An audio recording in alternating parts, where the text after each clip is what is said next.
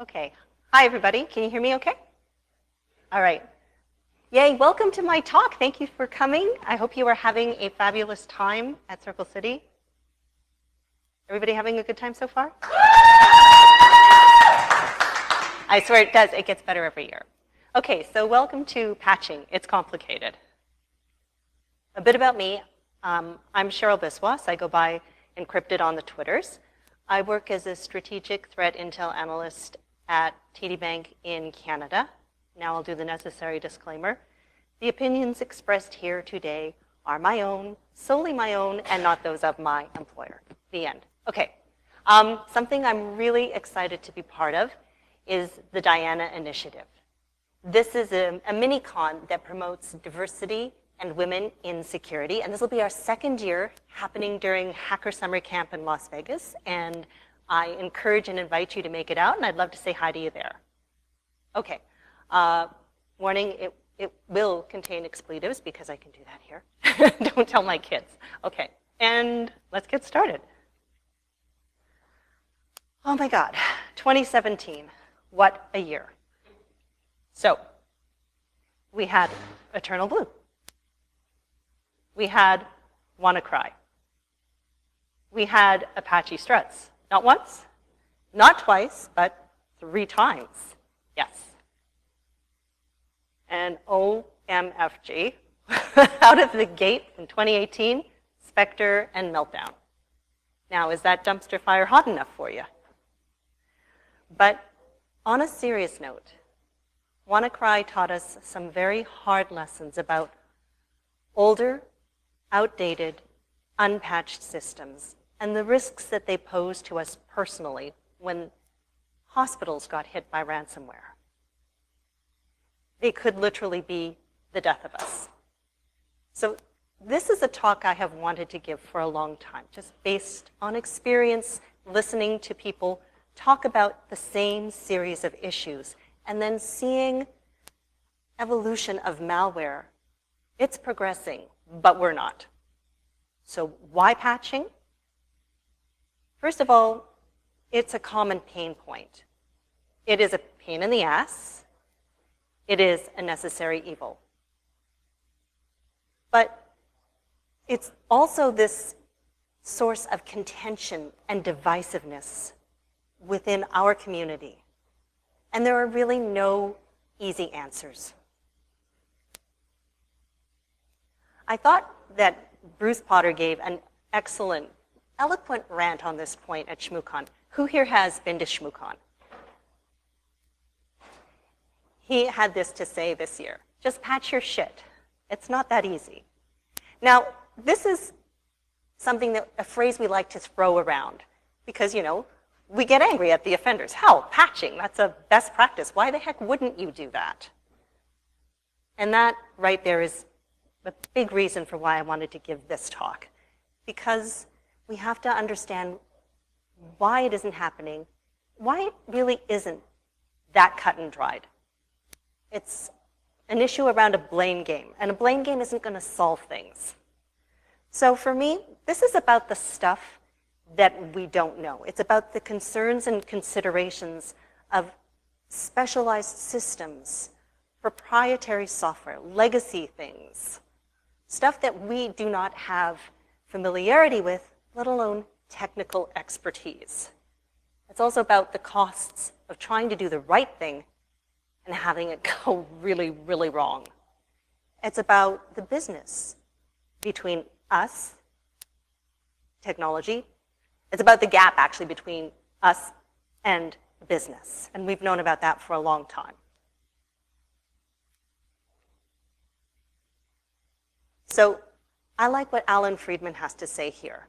Yes, patches are important, and they are complicated, and yes, they are largely misunderstood. That is a really good starting point for our discussions. Who here basically agrees with that? Show of hands. Okay. Who here knows Wendy Nather or follows her on Twitter? I absolutely encourage you to follow her if you don't already. She is a voice of reason in our community, very wise. And what she says here, I agree with. All right, so where does it hurt? We know that patching is a fundamental best practice. So why aren't we doing it right? Or in some cases, why aren't we doing it at all? In this talk, I hope to pull in some of those realities and help all of us understand things better that we didn't know before. Just listening to discussions between people, either on Twitter or over beers at local community meetups, at conferences like this one, I'm seeing the same symptoms of what essentially is a worsening condition. So I wanted to start with some pain points. It's messy, right? It's like the directions, for example. They're either missing, they're vague, or they're just stupid and useless. Who would agree? Okay. Who has had issues actually with patching directions like this?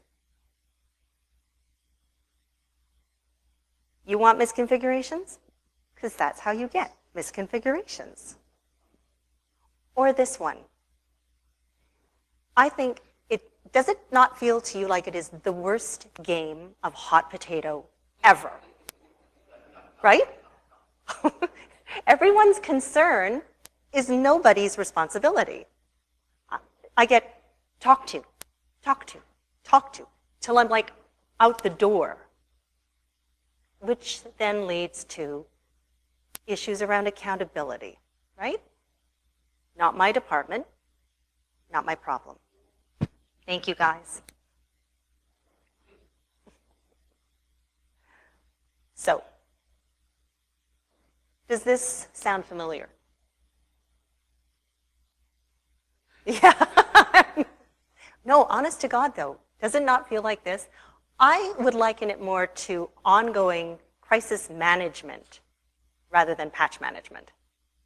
But when your patching strategy is so terribly broken, nobody wants to sit down and do a process reorganization. How many people have had to do process reorganizations? You sit down and you do like the fish diagram or the fishbone diagram or whatever the de jour diagram is. Because honestly, change is hard. You'd rather stick with the devil you know than the devil you don't. You've got time constraints. You've got money constraints. You've got resource constraints. Yes, we have issues. Is yours by chance the vendor? You want to talk about it? I brought Band-Aids. Anybody need a Band-Aid? We'll pass them out. I didn't bring suckers, but the Band-Aids will make you feel better. All right, so survey says patching sucks, right? All right, let's take a look and see what these numbers have to say. This was a very recent survey done by the Ponemon Institute for ServiceNow.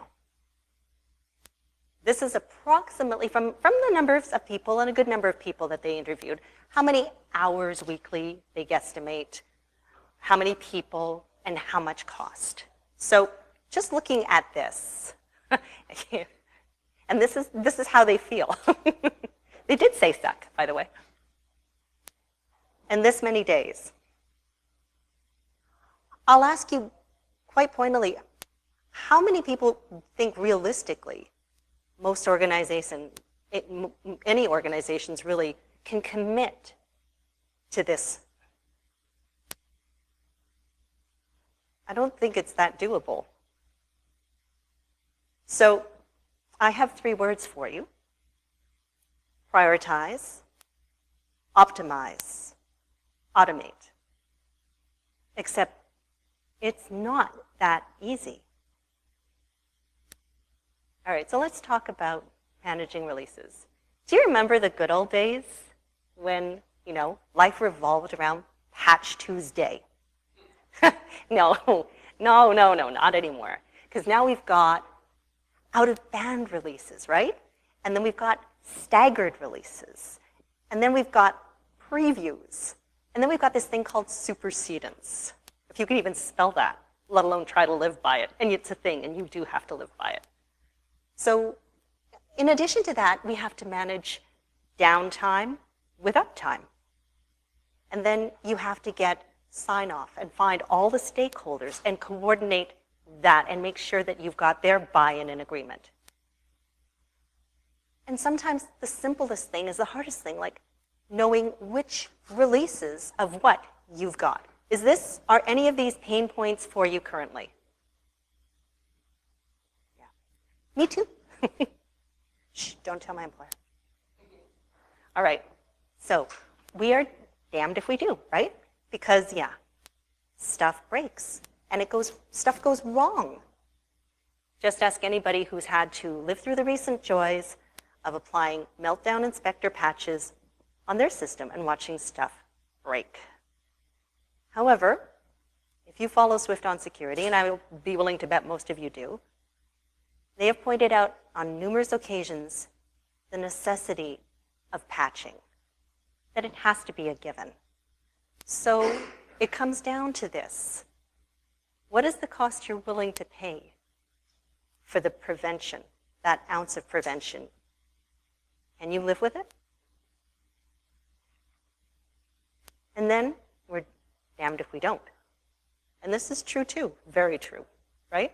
Because while it may feel like the cure is worse than the disease, after you watched the wildfire that was WannaCry blow through most of the globe, you know what the risk is you take with outdated and unpatched systems. It was a huge wake-up call for everyone, but in particular for people who were on Windows XP, who had let patching essentially lapse for any number of reasons. But this is compounded by some very dangerous assumptions out there, assumptions about targeting and attacks. There is, I'll call it a head in the sand perception of, why would they want to come after me? Why would I be a target? To which I would say, it isn't like that. You're not actually a target, you are a victim, because your systems are vulnerable. So don't be a victim. Now, last May, Wendy Mather had a really interesting tweet thread going on about enterprise and organizations and their issues, their actual issues around why they don't patch. And if you can dig it up and look through it, I think it would resonate with you.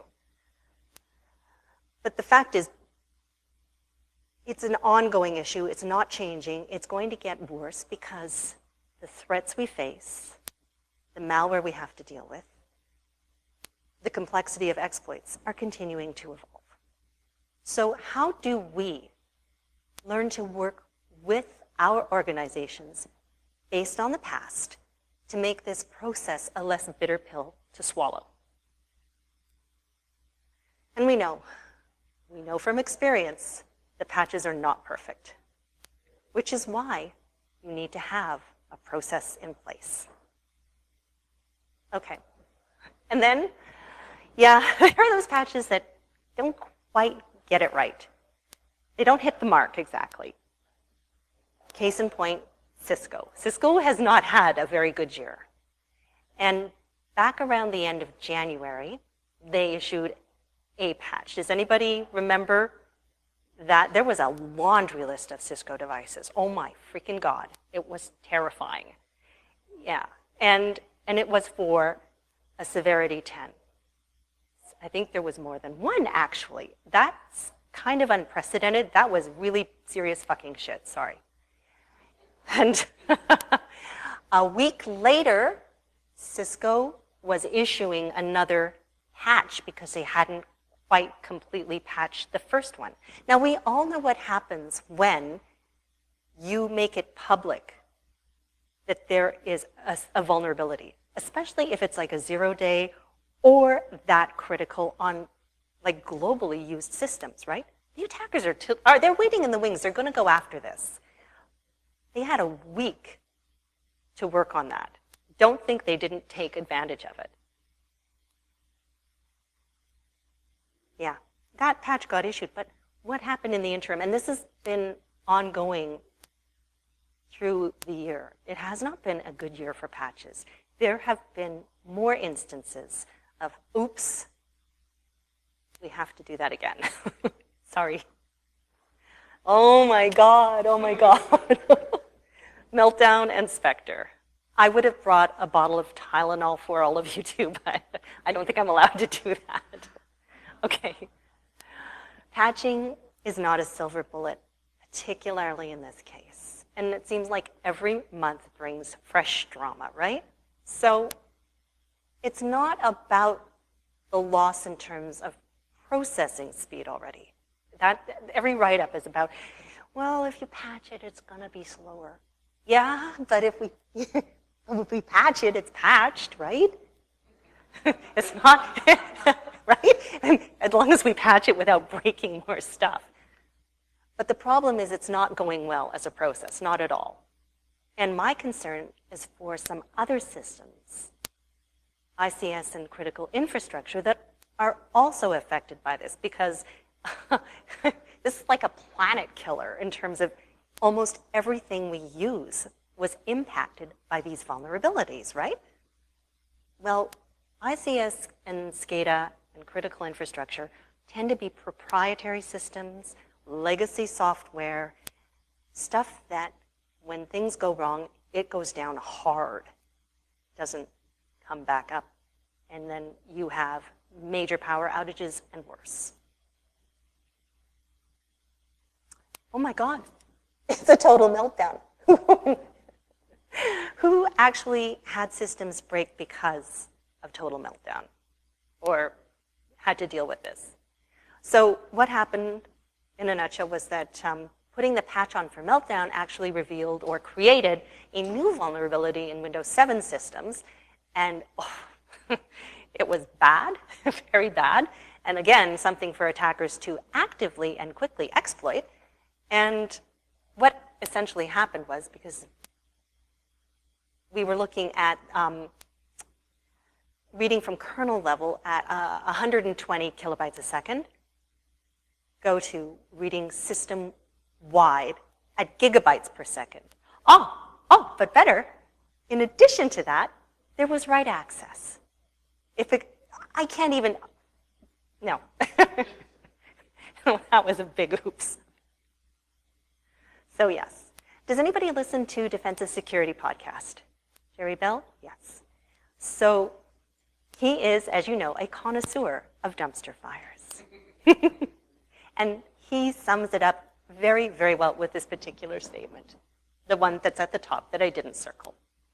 The complexity of patching this thing correctly is going to provide many years of quality post-exploitation privilege escalation. Yes, yes. And it's true. So the question to us is, are we ready for what we know is coming? Do we have rollback points? Do we have backups? And have we tested those backups? It's the same protocol we say for ransomware, but essentially it should be part of any change management process in place, certainly for patching. So for me, the hard lessons that we are actually learning because of Meltdown and Spectre are about the price that we were willing to pay for speed and performance in what was essentially a buy now, pay later arrangement. Only at the time, we didn't read the fine print, and now we're getting served the bill. But this is really a constant refrain in what is like a tug of war between security, IT, and business. It's about uptime, and it's about innovation, and it is about that damned race to the finish line, and security be damned. So, just saying, but I think that when doing things the right way gets called into question, we need to question the process. Oh my God. Oh my God, IoT. Need I say more, right? Oh, so many things. Why? Why is it that everything we make has to connect? Oh, but it does, right? Everything. So there's this ongoing race for the next connectable consumable, and security gets tossed by the wayside. We've got, if we're lucky, default passwords, hard-coded ones, if we're not. And if there's a glitch in the firmware, well, you can pretty much forget trying to fix or update that, right? So from industrial webcams to Soho hopeless routers, botnets unite, right? Yes. To like freaking crock pots. We are talking, I kid you not, legions of doom. Sorry, but set it and forget it is not a security best practice. Okay, so does anybody have the Nintendo Switch? And you heard about the issue, the patching issue. Did you actually successfully update it or fix it? Right, it's child's play. But we keep building this stuff, right, that we can't fix. Have you ever tried asking your neighbor to update the default password that comes with their cable modem? I have. It did not go well. So how the heck are you supposed to tell somebody to patch the firmware on their IoT stuff? No. Okay, I confess, I love Die Hard 4. And it was really cool, the fire sale part. But I'm also a real follower of ICS SCADA and the people who work in that area. Is there anybody here who is not familiar with the terms ICS SCADA or what I'm referring to? So that's critical infrastructure. It's the stuff that runs our lives. Power grids, nuclear plants, water filtration, big gas pipelines, and major power plants, transportation.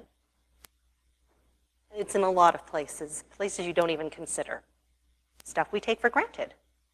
And like I said before, operational tech is proprietary and it goes down hard. Now there's a culture within this community, and it's a rather grim one, that you don't touch it. You don't patch it. You just let it die. You run it to failure. And this impacts a lot of us when that thing goes down, because it comes from an era when it didn't matter, but that didn't transition to now. So yes, OT is not the same as IT. And 20 years ago, legitimately, they didn't see this coming. So security wasn't something to be baked in at that time, because the systems were pretty much segregated, right? It wasn't necessary. They didn't have to do that at the time. However, things have changed, and stuff has migrated, and things are now getting connected. A lot of things are getting connected, and they never planned for this. And what the problem is you're trying to patch these crucial systems. It's much harder. So what we need to do is to understand the differences and work with those specialized requirements.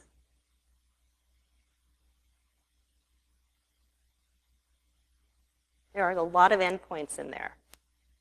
Endpoints they never factored in.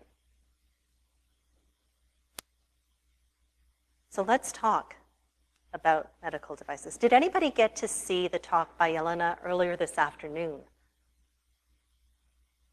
Okay, I would suggest if you have the chance, she's also online, but she has brought to light a lot of really code blue issues around medical insecurity. It's staggering. It's terrifying. And these are critical infrastructure, specialized critical infrastructure for critical care. So downtime for patching versus downtime for something that patching broke, is a really serious issue. Pacemakers, insulin pumps, MRI machines, and other, because we don't know all of this stuff. But this is very particular technology that keeps people alive on a daily basis. There are very hard choices to be made about keeping medical operational technology running.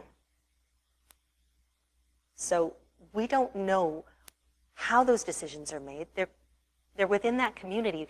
The people running these are working with a bunch of constraints that we have no familiarity with.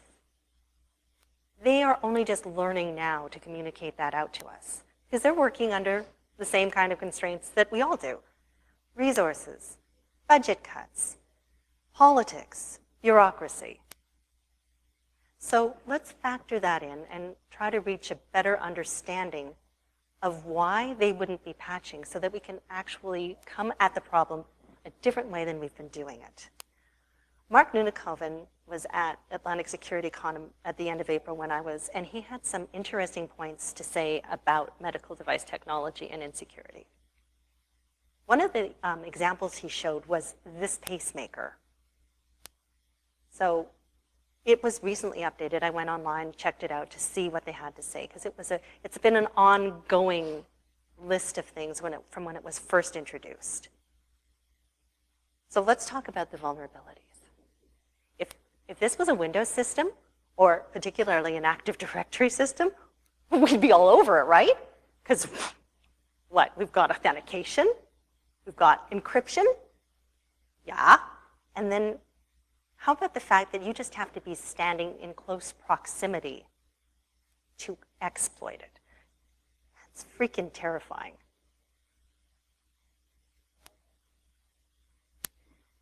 Now, I would love to give a shout out to the people who have done so much to raise awareness about insecurities with medical devices, particularly I Am the Cavalry, Yelena, Audie, and anybody else who has been part of that team to champion this cause and really raise our awareness. So the prognosis is grim, yes, we know that. How do we help the people not get ransomware on the MRI machine and not have to suffer outages to essential systems when they don't have budget or people or time to resolve this? We are looking at vast numbers of outdated operating systems and unpatched systems at risk. Okay, it's the anniversary of WannaCry, 1 year later. So at the time, 80 of England's 236 National Health Services trusts were infected. And there were 600 more general practitioners' offices that were caught up in this. It's more than just an inconvenience. I don't know if people die.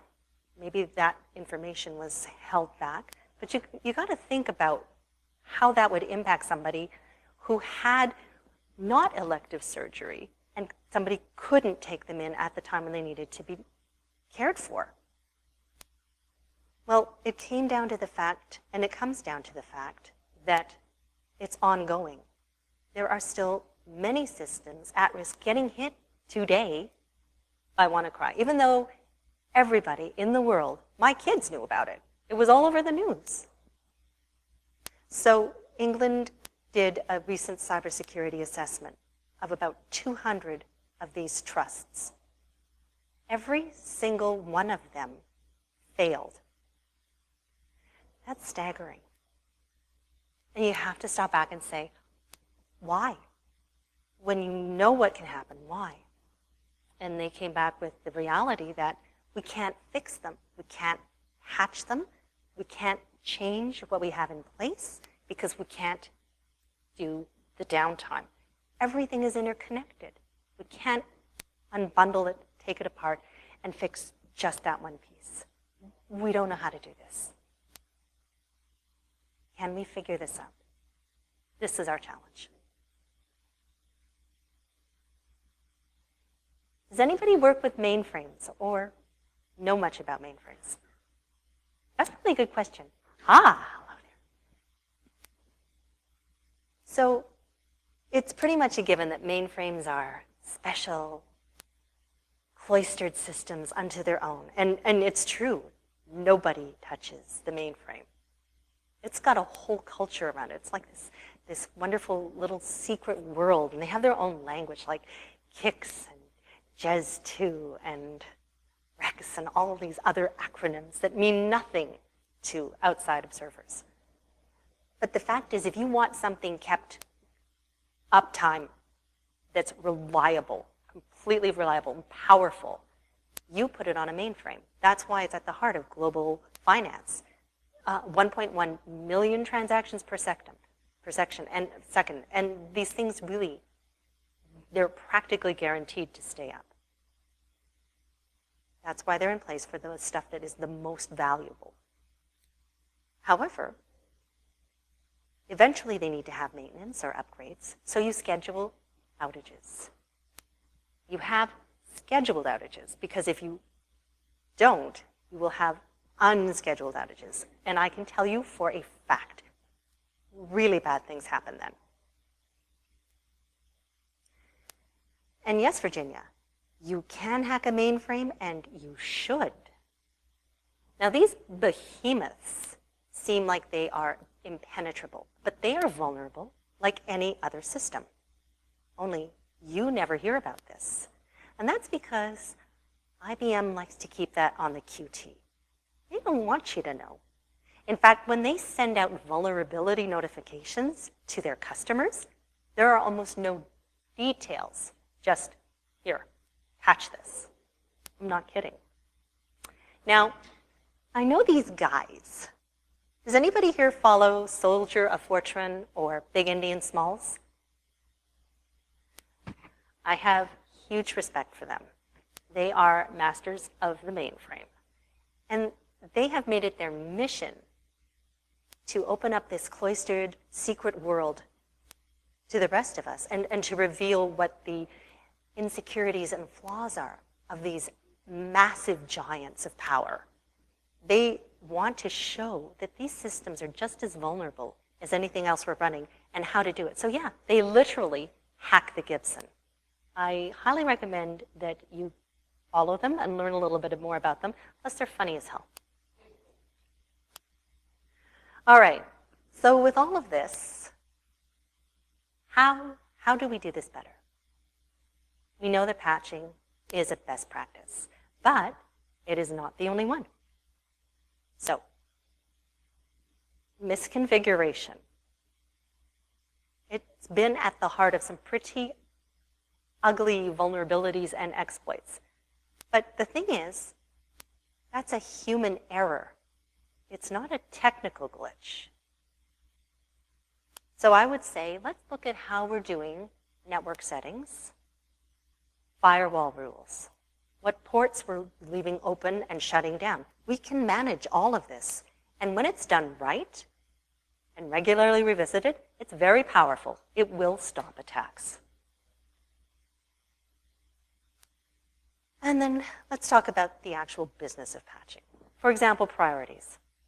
Is it me, or have we had an inordinate number of out-of-bounds patch releases just since January? That throws a wrench into any system for any level of organization, but particularly for the, I would consider, far more vulnerable small to medium-sized businesses who don't have the budget and the resources and the time to cope with it. They barely have a regular monthly patching system in place that they can manage. Trying to deal with something that's out of bounds, happening every month or possibly every 2 weeks, is going to throw them right out of whack. Boom, more low-hanging fruit, right? Because vulnerabilities get exploited. Who here understands what sequential patching is? And why you need to understand it? Do you want to give me, anybody want to be a guinea pig? Just give me a quick explanation.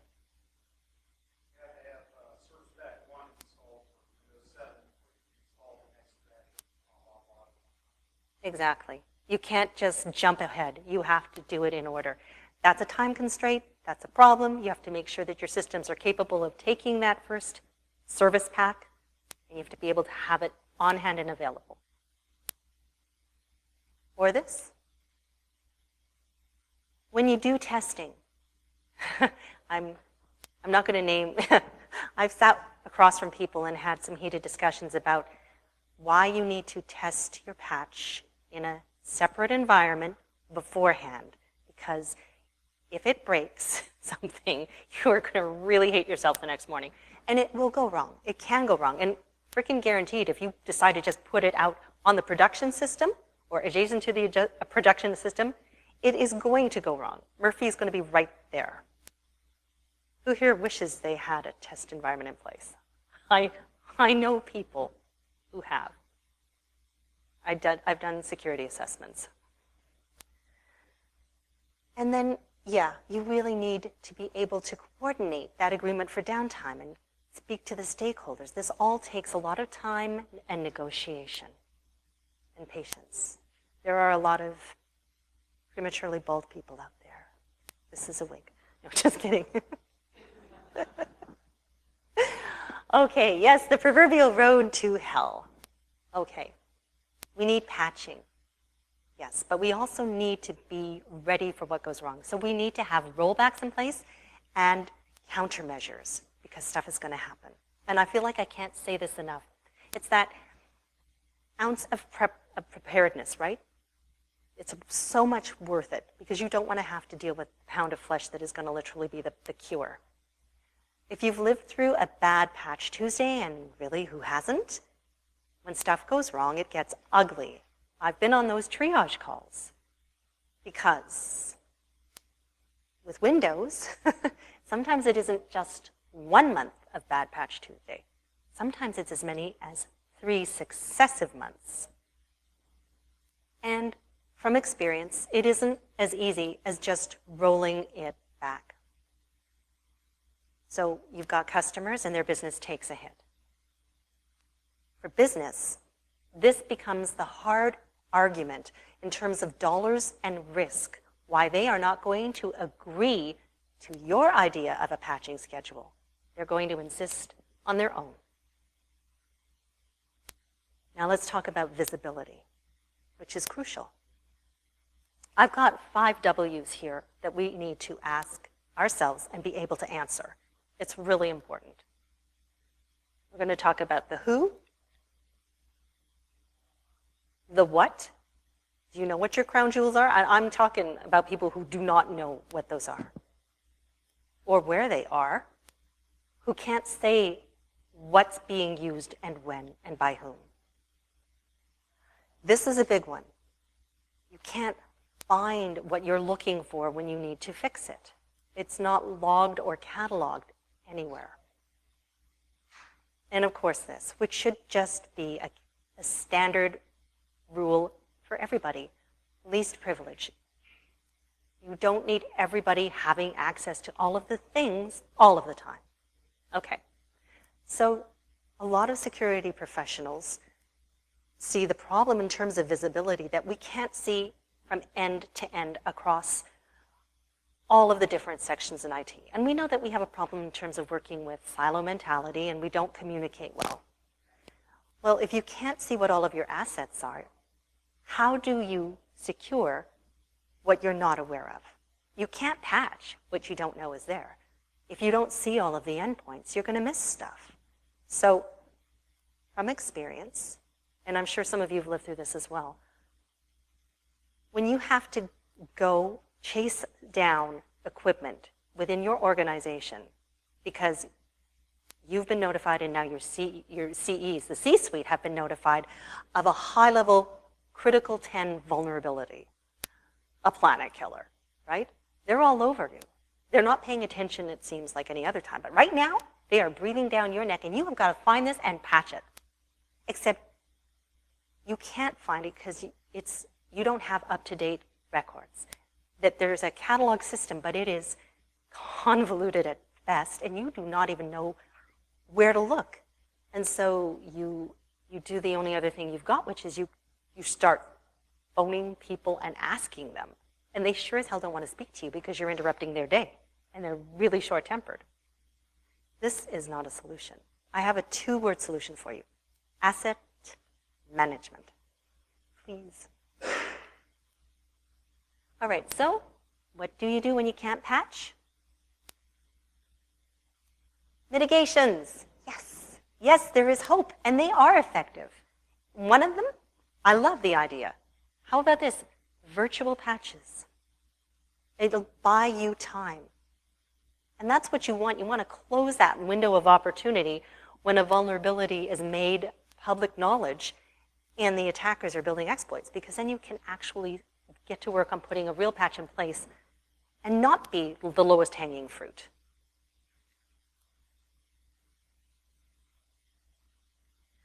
So I will sit with this.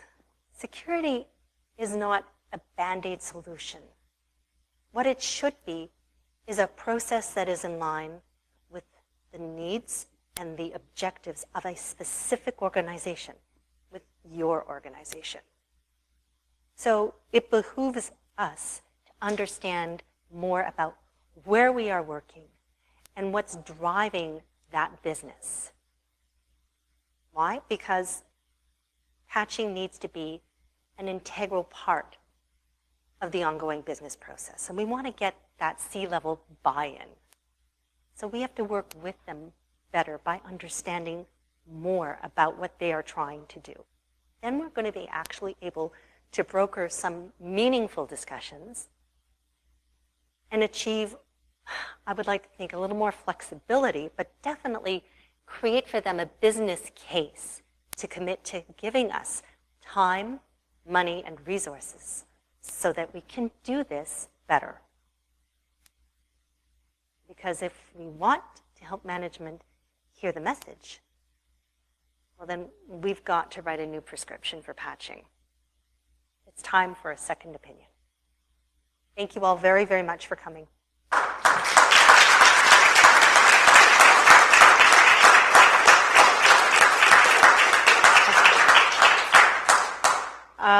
Are there any questions? All right. All right. Go enjoy the rest of the talks and the con. Thank you.